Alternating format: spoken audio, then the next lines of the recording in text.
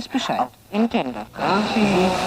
Welcome to the most forward-thinking, inspirational podcast on the planet. Prepare to reevaluate everything you've been taught.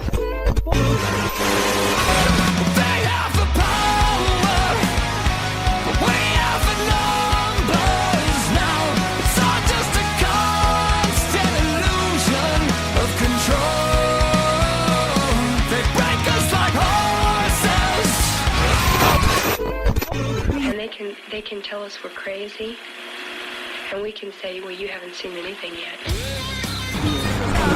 Everything you knew was a goddamn lie. Would you up and explode like it's the 4th of July? Possessed by perfection, in this land, if you're awake, you're the enemy.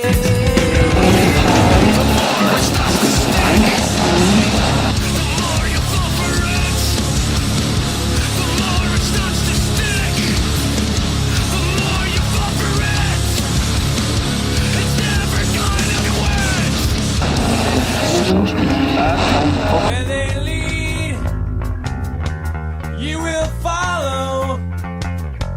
Well, I guess that's just the way it goes. And if you look away, you'll be doing what they say.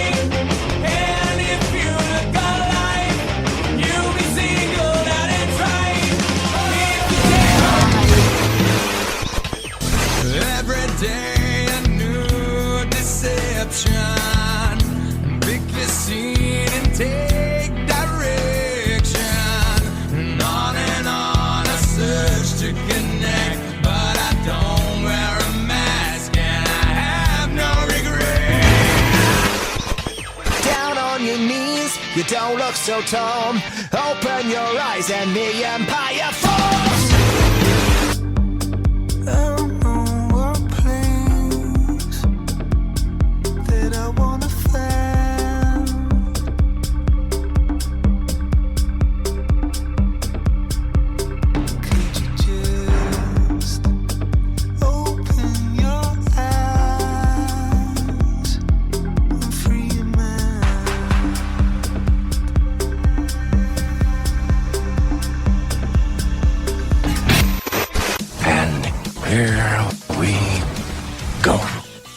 Ladies and gentlemen, welcome to the new year. This is the year 2023. Oh boy. Everyone's talking about what's going to happen, what's going on. I like that meme you see where you add 2021, 2022, and 2023 up. And when you just add them straight, so 222, 6, 0, 0, 0, 0, 1, 2, 3, wait, 1, 2, 2, 2, 2, I don't even know. Anyway, it adds up to 666. And it's like, oh God, we're in for it. I'm already hearing things about more threats, nuclear threats. Oh gosh, we're going to be in trouble. They're going to do all this stuff. They're going to fire all these missiles. I think I just did an inner Grinch there. Did I just pull the Grinch out? That was, oh, these missiles. I'm having too much fun over here.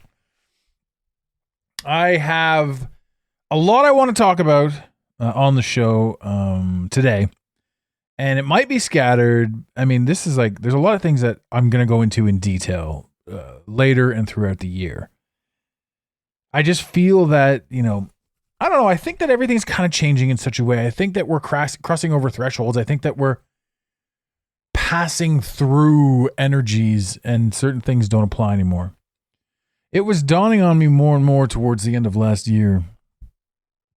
Things like cancel culture and watching good people get shut down. And I remember at the beginning of this, like when we started this back in 2019, I remember thinking to myself, you got to be careful. You got to be careful. You don't want to get canceled. And remember too, you're kind of a piece of shit. And it's funny because you're like, you're not supposed to say that about yourself. Shh, don't say that. Don't talk so negatively about yourself. But honestly, I was raised in a culture where it was important to be a piece of shit, clearly so that they could use it against us later. But we didn't know any better. We didn't have anybody telling us what to do and what not to do. We were literally living up to the expectations of society at the time. And I was egoically charged in the third dimension. Now, this isn't egoically charged right up until 2019, but breaking out of that is a process. One that you fight with all the time, yourself. You're constantly at war with yourself when you're breaking that process. We're also told inside, when we're heavily brainwashed with the third dimensional stuff, we're told that a leopard doesn't change its spots. And then we're also told to be the victim. An abuser will always be an abuser, this, that, and the other thing. Nobody ever asks what made that person the abuser. Why is this person aggressive? Why is he a piece of shit? Not only that, but why are you drawn to him? There are so many layers. There's so much depth that goes into every situation that prior to any general awakening, none of us ask. All of us just point and accuse and say, well, it's not on me. This person's a piece of shit. Nothing I can do about it. And there's everything that you can do about it. You don't need to spend your life and time with somebody who's treating you like fucking shit. Guess I'm going to have to put an explicit label on this one. Right? It's your own weakness and your own insecurity that keeps you there. But here's the craziest thing of all. It's that weakness and that insecurity that leads you to the lesson that you need to learn. From, let's call him Kyle. All Kyles drink Monster beverage and ride around on dirt bikes. To any Kyle that doesn't do that listening to this show right now, I do apologize. But that is a stereotype, and I've just thrown it out there. The way I look at it too, man, we have this ability to learn from our mistakes. We have this ability to put ourselves in shitty situations so that we can get ourselves out. So that we know what it's like to overcome these things. And once you've started to overcome certain things, it's like the small dominoes, right? The dominoes just keep falling. And the more they fall, the more they collapse, the more you see, the more you understand, the more research you do, the more things you look into, the more dots you connect, the more you understand about yourself. When we're heavily in the third dimension, when we're heavily in the state of sleep, we don't understand or know or comprehend. The fact that you're listening to this show right now shows that you are asking bigger questions. And the fact that I'm recording this show says that I'm asking bigger questions. I want to know. I've got the right to know. The fun thing too about this mission and this journey and this path that we find ourselves on is that anything we could possibly think to help us escape where we are, mentally, physically, whatever, was handed to us from the reality itself. So even our own thoughts are part of the heavy illusion. I know this is a big one. This is a big one for the very first episode of the year. We're coming in hot.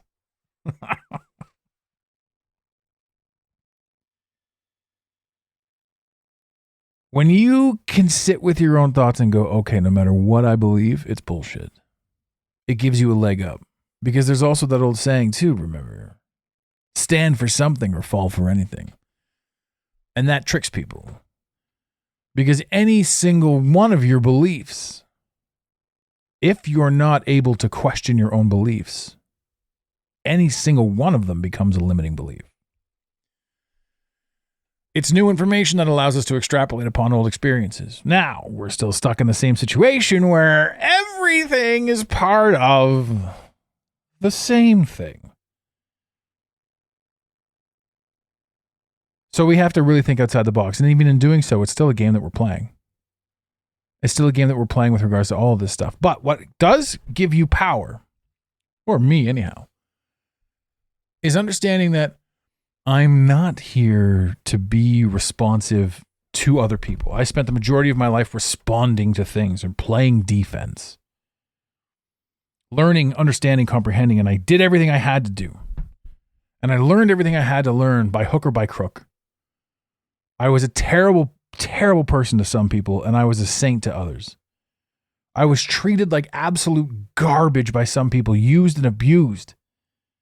And I was treated like a god by others.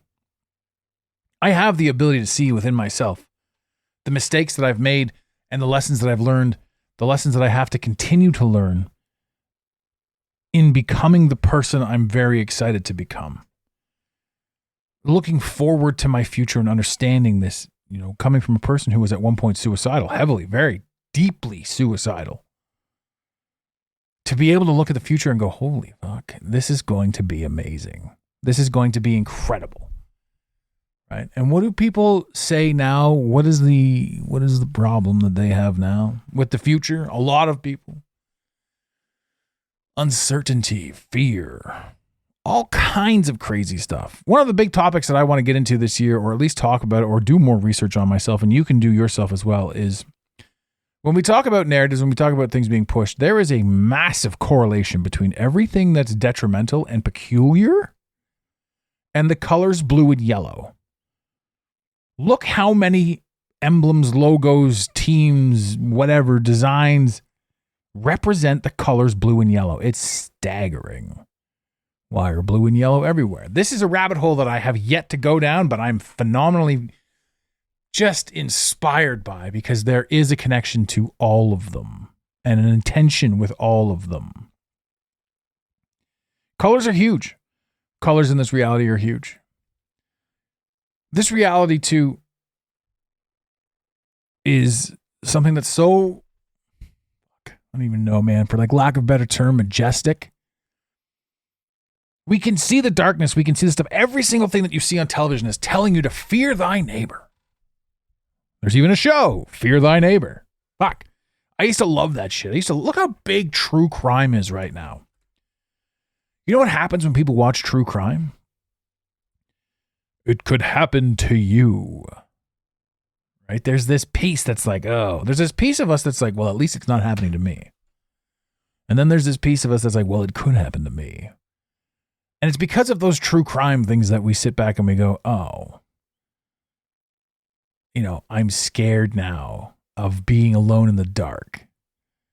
Interesting fear. Or for some people, they see these things perpetuate, like cold case files and all this sort of stuff. They're like, you see this stuff and you're like, oh, fuck, I did something so stupid when I was a kid. I hope it doesn't come back to haunt me 40 years later. We see this shit go down with Twitter and people getting busted for something that they said 10 years ago. We see John A. Macdonald, the first Prime Minister of Canada, being wiped out of history because he owned slaves, which was the thing to do back in the day. It was just how business was done, right? And if people don't think that slavery exists today, how many people do you know that are having a hard time right now affording rent and housing? Rent and food, right? Financial slavery is 100% still live. But if we're focused on racial slavery, this, that, and the other, we're not realizing that every last human being in this world is being tricked into slavery as we speak. And then some people will say things like, oh, well, you've got the choice to do this and to do that. And here's where I come back to cancel culture again. When you have a thought and you want to believe it, and when you want to speak it out loud and you're afraid of what people are going to say, remember that everybody's trained to defend the matrix. Some people are so deep ingrained in the matrix that they don't know what it's like without it. They need it. So they're going to defend it tooth and nail. And it's okay for them to do that, obviously. And it's okay for you to let them do that, because they're going to give you pointers that you can then look into afterwards and be like, I'm going to sharpen my game by understanding this and by answering your question and by figuring this out for myself. Let's talk about debt for a second. Debt slavery.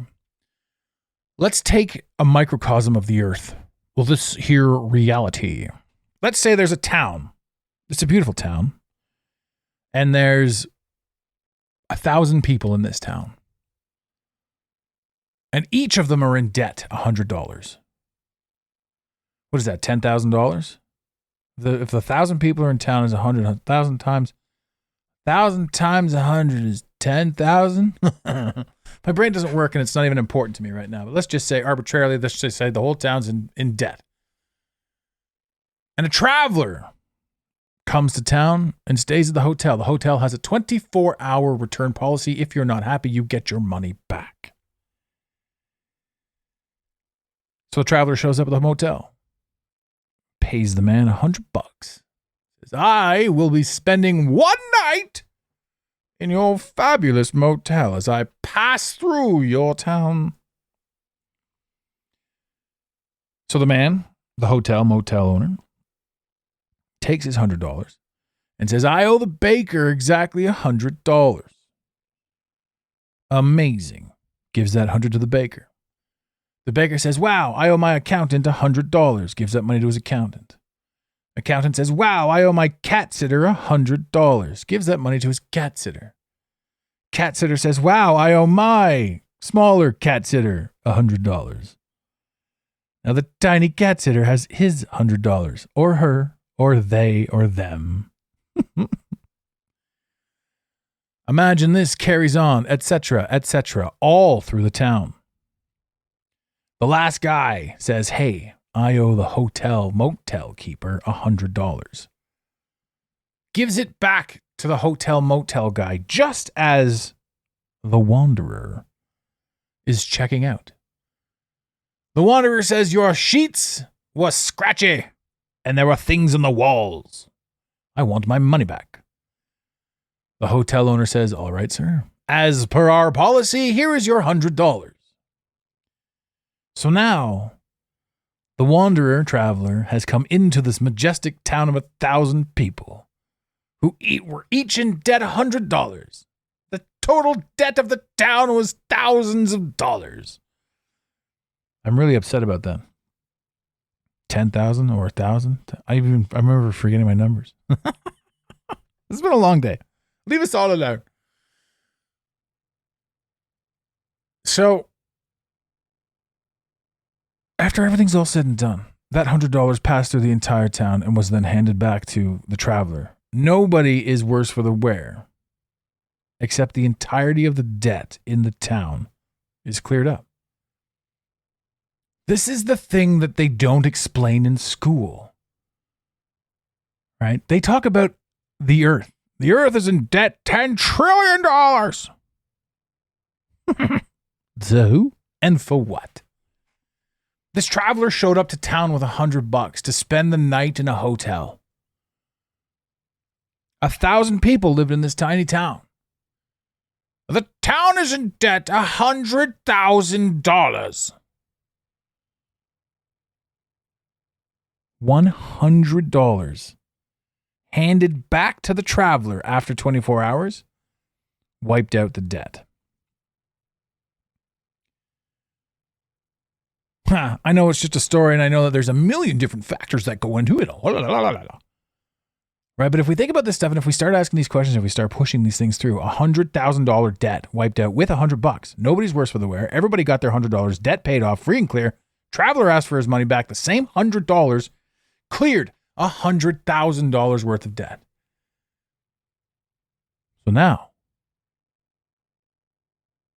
you got to ask yourself, where's the true debt coming from? Where's inflation coming from? Where's the prison system coming from? Prison system of finance is what I'm referring to in this scenario and statement. It's interest. Interest is money made out of nothing. It's fake. You can't have interest. If I lend you, if $100 exists in the world and I lend it to you and I say, now you owe me 110, well, where the hell's that other money coming from? Where's that $10 coming from? Well, I'll just print $10 more, which means inflation is there. All right, I'll just print more money. Well, then this money's not worth as much because there's more of it. Exactly. So what people don't understand is catastrophic failure was built into the system. Initially, intentionally, built into the system.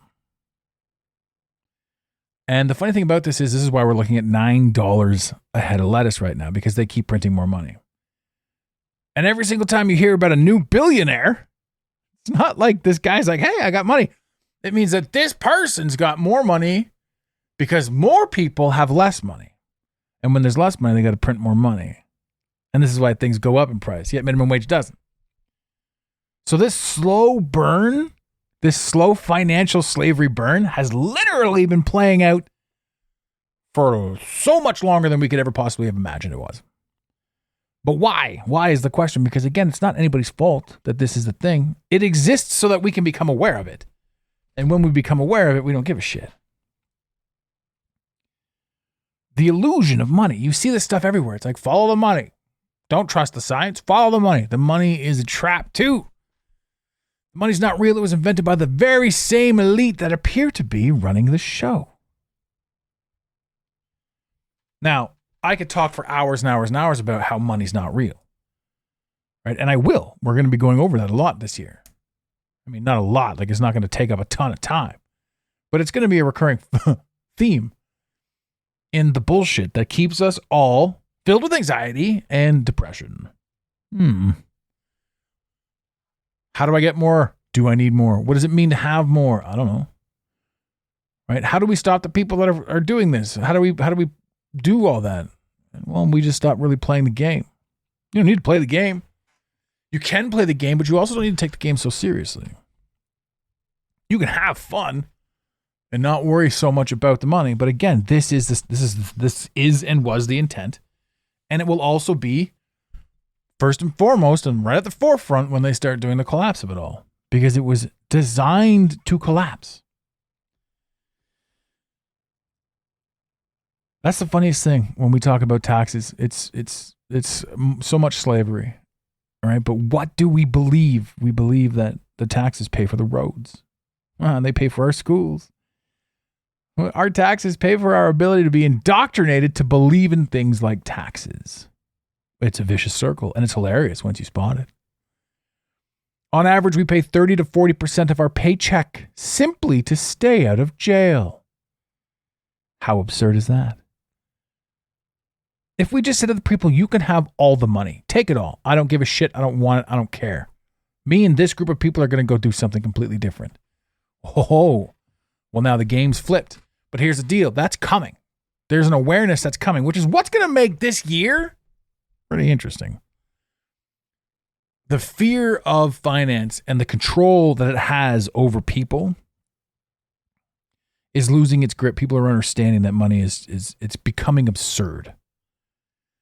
So we're going to do things like grow our own food. We're going to do things like create communities. We're going to do things like come together as a people to distance ourselves from the very society that has been oppressing us under the guise of being helpful.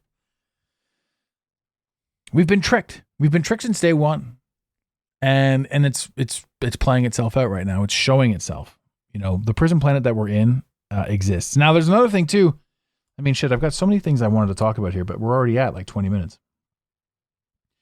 Cancel culture I touched on, and financial slavery I touched on here.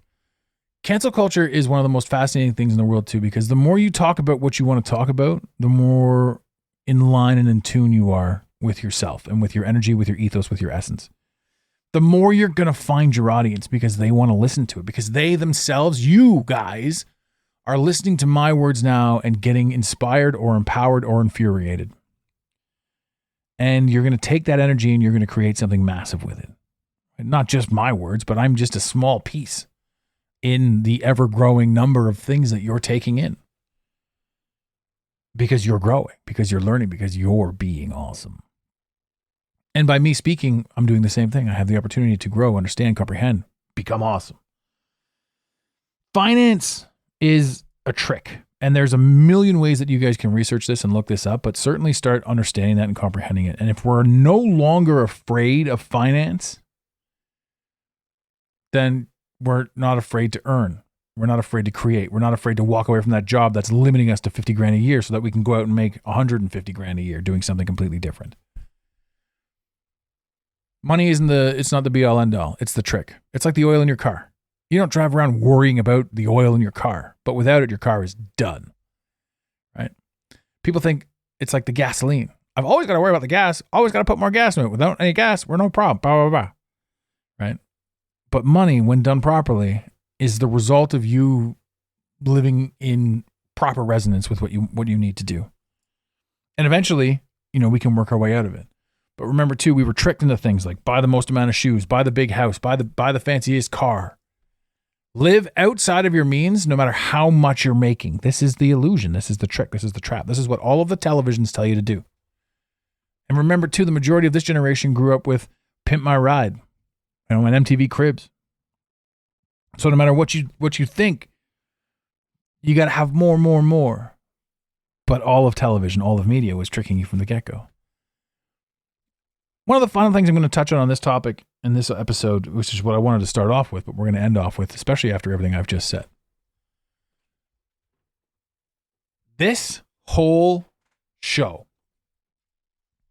this particular episode, well, the majority of the show too, is based on the idea that we can ask questions. Cancel culture says you can't. Cancel culture says, you're a piece of shit if you're not part of this. But when you look past that, whatever this is that they're trying to push, this narrative, this free thought narrative, this illusion of acceptance, the truth of the matter is everybody accepts everybody. I don't care if you're man, woman, billy goat, whatever the fuck you want to be. If you feel you want to use the gym, have some respect, right? Just operate and carry yourself with a respectful tone and go do whatever you want to do. Operate with integrity. Go do whatever you want to do. Oh, you identify as a billy goat? That's cool. Do it with integrity. Be the best human billy goat you can possibly be. And then everybody's fine. We've also been tricked into thinking that we got to take care of this person and that person. We got to make sure that this person's safe, and we got to stand up for somebody else.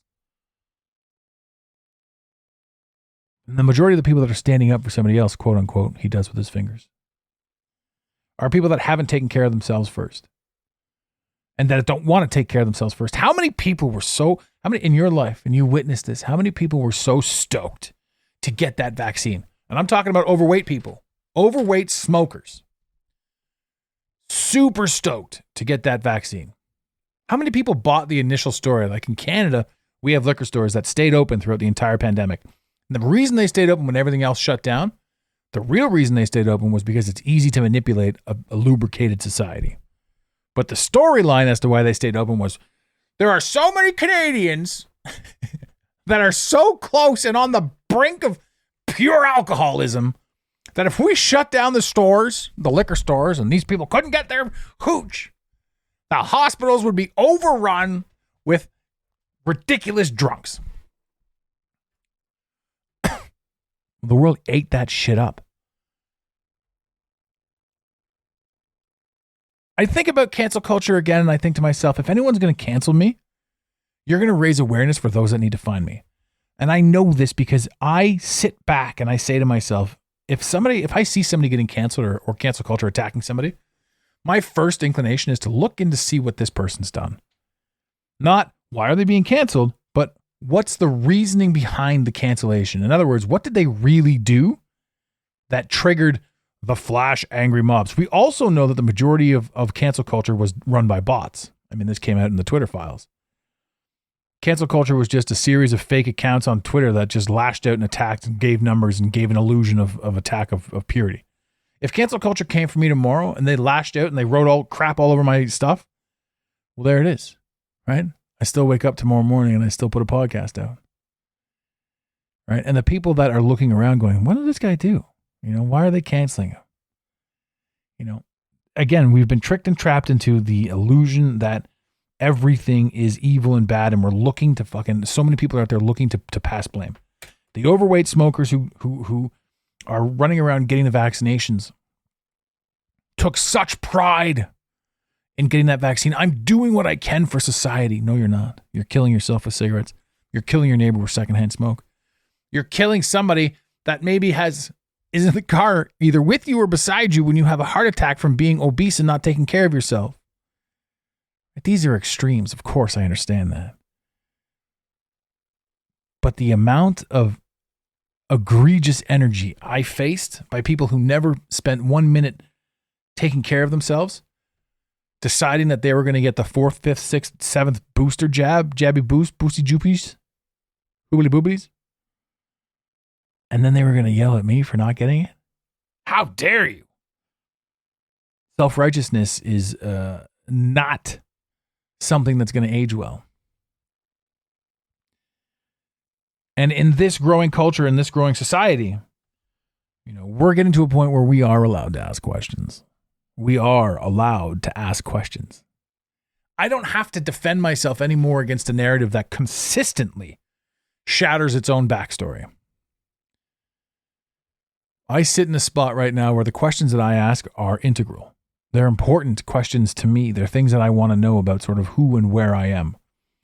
My biggest question without distraction is where are we?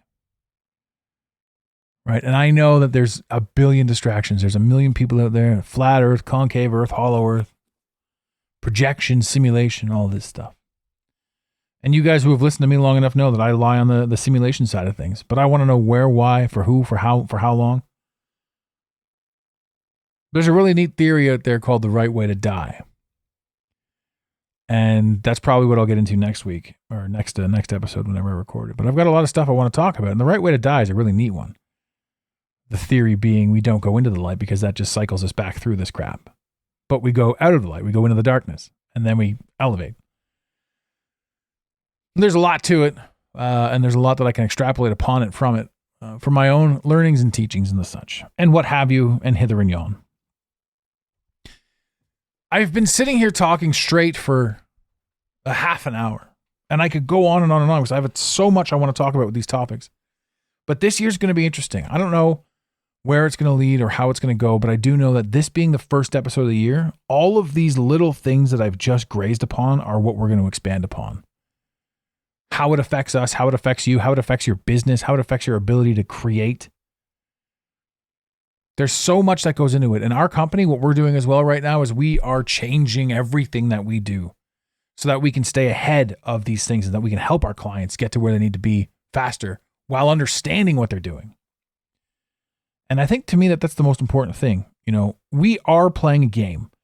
None of this is real, right? The definition of real is even absurd to me. I have no idea. But I do know that inside this game, there are a certain amount of rules. And once you master those rules and you acquire certain things, you're then free to expand into the next layer of what's possibly coming.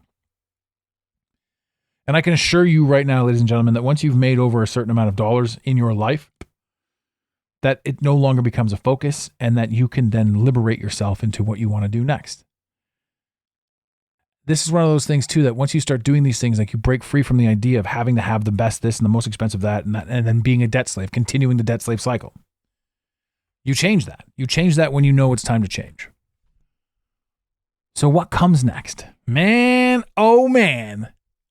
That's what's starting right now. I'm 42 years old as of today. So I figure 42 years from now, I have a jump start. I have a 42-year jumpstart on day zero, as opposed to the minute that I was born. I didn't know what was going on.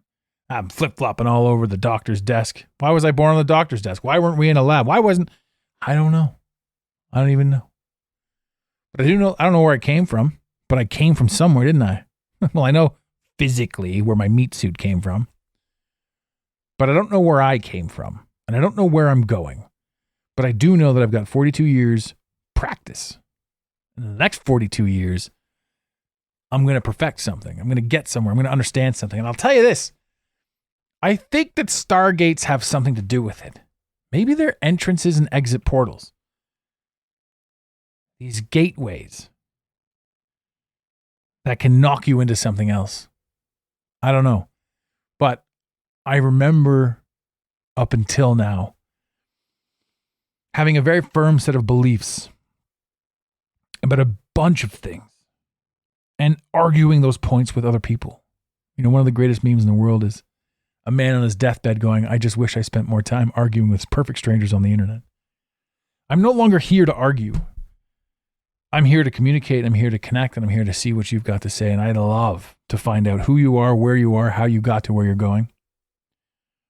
If you're listening to this show right now, send us a text if you want to. That's long distance charges may apply, unless you're in Canada. 647-338-1265. Tell us a little bit about yourself. Tell us a little bit about your story. Enlighten us with something. Tell us a joke. We're going to read some of these on the internet or online. We're going to read some of these live.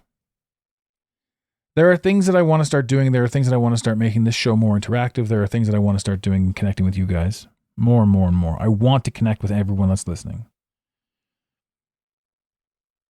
I think that this is going to be a really fun year. I know it is. I know that this is going to be a really crazy year because it just seems to me that we're getting to this boiling point where the game that we're playing is setting something up huge. What does it mean? I don't know. I don't know right now, but I'll probably be able to point back to this episode and go, fuck. You know, we all kind of saw it coming, but it's going to be huge. Ladies and gentlemen, a few other things I want to talk about, moving into this year are historic similarities. Things that when you look back on it, when you truly look back on it, and you go, fuck, I understand the story now. I understand. I can extrapolate as to how they got to where they were going. Civil War, Hiroshima, Black Plague, all of these catastrophes. The idea that man is fighting over pieces of the ground is getting played out. The idea that we're chasing money is getting played out. The idea that we don't have the opportunity to speak about what we want is getting played out. I'm going to hammer that home.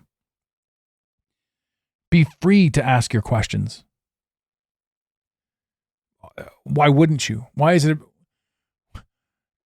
making fun of somebody for asking a question is kind of basically just showing your own ignorance, right? And I've spent the majority of my life defending my points and my ability to see certain things. That game is over. And it's like that for a lot of people. I feel this essence, this energy, this change, this sculpture, this scripture, this progression. Humanity is passing the threshold of being afraid to move forward. And the key to moving forward appropriately right now is you can do anything you fucking want as long as you do it with integrity. And that's huge. If you are operating from an optimal moment and position of integrity, the world is your oyster. I love that stuff. I absolutely love that. Ladies and gentlemen, this has been a lot of fun for me to record. This is the first episode of the year. This is going to be, it's I know I was all over the place today, but this whole year, a lot of this shit's going to be playing out. I'm going to be getting into a lot more of this stuff over the next few episodes, going into detail. I touched on a few things, like I said. I'm just really excited for 2023. I don't know what it means. It's been a long time since I've actually been excited for a year. I've never been that. This is my year bullshit. Fuck no. I don't even believe, honestly, in 2023 until April. And what I mean by that is we're tricked also, I should reiterate, we're tricked also into trying to set new goals in the dead of winter. Life cycles on this planet start in spring. So it's a trick into our own energetic source to try to start changing things January 1st.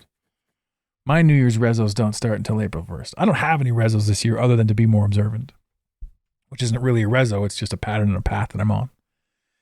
But it's a beautiful one, ladies and gentlemen. It's a beautiful one. It's going to be a beautiful year. 2023 is, again, it's just a fake number. We made it up, 2023 years since Jesus Christ walked the face of the earth. I believe Jesus did exist, a man named Jesus. I believe there are stories foretold. But I also believe that they skipped over a crap ton of years.